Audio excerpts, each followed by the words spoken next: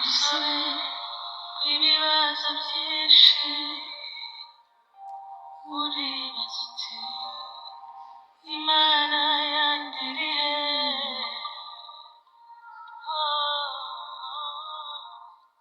Mu mpagarara z'umutima wawe wibazaho Imana yawe yagiye, ariko humura mwana wanjye ndacyahari kandi narakumvise. Isoni watewe n'ibikomere naje ngo nzikomore kandi nje kugukomeza. Zirikana ko urukundo nagukunze rutazigera rucuya. Uko nahoze cyagiye n'ubu niko ndi kandi sijya mpinduka.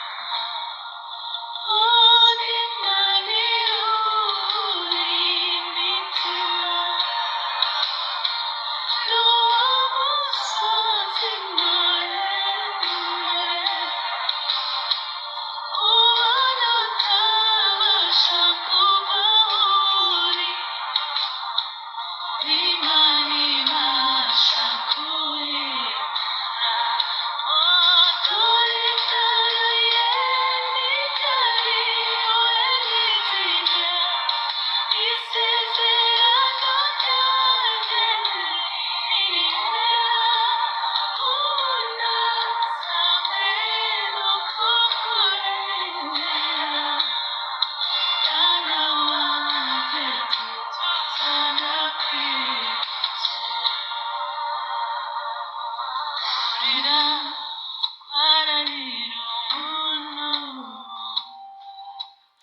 mu gitondo impundu zikavuga. Nkananirwa ne kukurengera kandi jye ubwanjye narakwitangiye.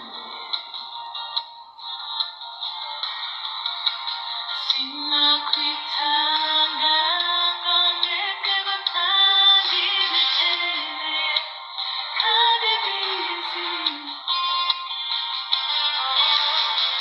burya byari urukundo ruri hejuru y'ibyo urimo kunyuramo.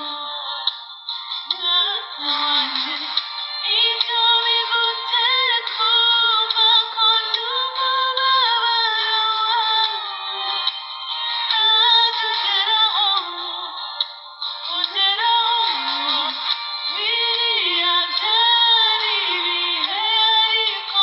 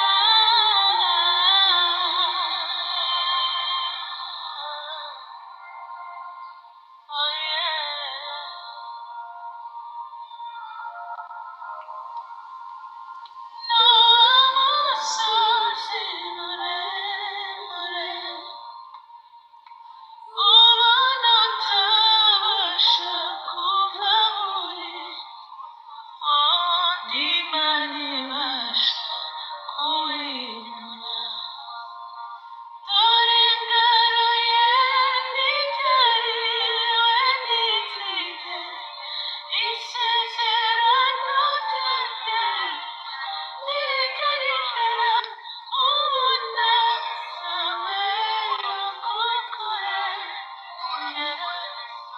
mwana wanjye tuza ndakwiye